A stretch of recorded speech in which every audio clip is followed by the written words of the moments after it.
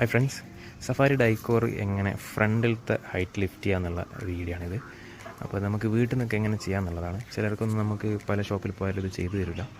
അപ്പം തീരെ നിവൃത്തിയില്ലാത്തവർക്ക് എങ്ങനെ സ്വന്തം നമുക്ക് വീട്ടിൽ നിന്ന് തന്നെ ഇതിൻ്റെ തന്നെ ജാക്കി ഉപയോഗിച്ചിട്ടാണ്, ഇതിൻ്റെ ഹെവി ജാക്കി ഉപയോഗിച്ചിട്ട് എങ്ങനെ പൊക്കാന്നുള്ളത് കാണിക്കാം. സഫാരി ഡൈക്കോർ ഹൈറ്റ് ലിഫ്റ്റ് ചെയ്യുന്ന സമയത്ത് മാനുവലി വീട്ടിൽ നിന്നൊക്കെ ലിഫ്റ്റ് ചെയ്യണമെങ്കിൽ ഇതാണ്ട് എൻ്റെ ഇവിടെ അതിൻ്റെ ടോർഷൻ ബോൾട്ട് ഉണ്ടല്ലോ, രണ്ട് സൈഡത്തെ ബോൾട്ട്, ഏത് സൈഡാണ് നിങ്ങൾക്ക് പൊക്കേണ്ടത് അതിൻ്റെ ഈ ഒരു പോർഷനിൽ ഹൈഡ്രോളിക് വെച്ചിട്ട് പൊക്കുക. അപ്പോൾ ഈ നട്ടിൻ്റെ ആ ഒരു ടെൻഷൻ കുറയും, നിങ്ങൾക്ക് ഊരിയെടുക്കാൻ എളുപ്പമാവും. മനസ്സിലാക്കുക, ബോൾട്ടിൻ്റെ നട്ടിൻ്റെയോ ടൈറ്റ് കുറയും, പൊട്ടിപ്പോകാനുള്ള ചാൻസസ് ഒക്കെ കുറയും.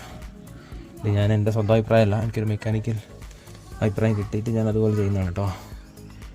ഓക്കെ, ആദ്യം ചെയ്യേണ്ടത് മേലത്തെ 2 ബോൾട്ടാണുള്ളത്. ആ ഒരു ബോൾട്ട് ഊരുക, മേലത്തെ ഊരാന്ന് വെച്ചാൽ ഫുള്ള് ഊരണ്ട, കുറച്ച് ലൂസാക്കുക മേലോട്ടേക്ക് വരെ. എന്നിട്ട് നിങ്ങൾക്ക് ഹൈറ്റ് കൂട്ടാനാണെങ്കിൽ ഈ ബോൾട്ട് ടൈറ്റിയിലാണ് വേണ്ടത്. ഈ താഴത്തെ ബോൾട്ട് കുറച്ച് ലൂസാക്കിയ ശേഷം, അതല്ലെങ്കിൽ ആ ബോൾട്ടിനെ ഒരു സ്പാനർ കൊണ്ട് പിടിച്ച് ഈ ഇപ്പുറത്ത് ആ നട്ടിനെ ഒരു സ്പാനർ കൊണ്ട് പിടിച്ച് ഈ ബോൾട്ടിനെ ഇപ്പുറത്തുനിന്ന് വേറെ സ്പാനർ കൊണ്ട് തിരിക്കുക. എന്നിട്ട് നിങ്ങൾ എത്രത്തോളം അകലാണോ മറ്റേ നട്ട് ലൂസാക്കി വെച്ചത് ആ അകലം വരെ നിങ്ങൾക്ക് ടൈറ്റ് ചെയ്യാം. ഏറ്റവും ബെറ്റർ മാർക്ക് ചെയ്ത് എത്ര ത്രെഡാണ് നിങ്ങൾ ഇപ്പുറത്ത് ഹൈറ്റ് ലിഫ്റ്റ് ചെയ്യുന്നത് അതേ ത്രെഡിൻ്റെ എണ്ണത്തിൽ അപ്പുറത്ത് ലിഫ്റ്റ് ചെയ്യണം. എന്നാലേ വണ്ടി കറക്റ്റ് സ്ട്രെയിറ്റ് ലെവലിൽ നിൽക്കുള്ളൂ. ത്രെഡ് ലെവൽ തെറ്റിക്കഴിഞ്ഞാൽ വണ്ടി ചരിഞ്ഞ് നിൽക്കും, മോഹൻലാലിലോട്ട് ഉണ്ടാകും വണ്ടി. അത് നിങ്ങൾക്ക് അലൈൻമെൻറ്റിനൊക്കെ ബാധിക്കും. മാനുവൽ ചെയ്യുമ്പോൾ നന്നായിട്ട് ശ്രദ്ധിക്കുക. പിന്നെ ഇതെപ്പോഴും ഇങ്ങനെ ചെയ്താൽ ഈ ബോൾട്ടിന് അത്ര ടൈറ്റ് ഉണ്ടാവും, നിങ്ങൾക്ക് ഊരാനും എല്ലാം ചെയ്യാനൊക്കെ എളുപ്പമായിരിക്കും.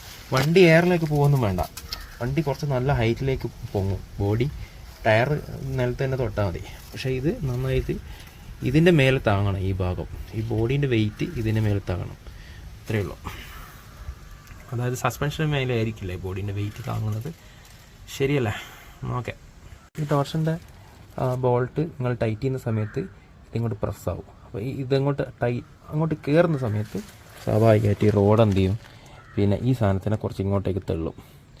അതായത് ലോവർ ആമാണിത്. അപ്പോൾ അതിനനുസരിച്ചിട്ട് ഇതിങ്ങോട്ട് താഴോട്ടേക്ക് വരുന്നതിനനുസരിച്ചിട്ട് ഹൈഡ്രോളിക് കുറച്ച് പ്രഷർ ചെയ്ത് ഇങ്ങോട്ടേക്ക് താഴുന്നതിനനുസരിച്ചിട്ട് നിങ്ങൾ ടയറിൻ്റെയും ബോഡീൻ്റെയും ഗ്യാപ്പ് കൂടും.